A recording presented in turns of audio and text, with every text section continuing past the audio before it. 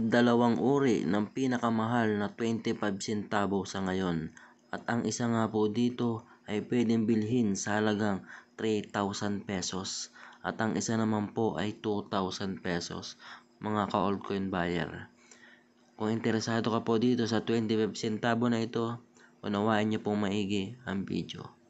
Magandang araw mga ka-old coin buyer, at ito nga po, hawak ko po ang 25 centavo na pinaka hard to find sa ngayon, at ito nga po ang 25 centavo sa ganito pong kulay ay year 2006, mga ka-old coin buyer.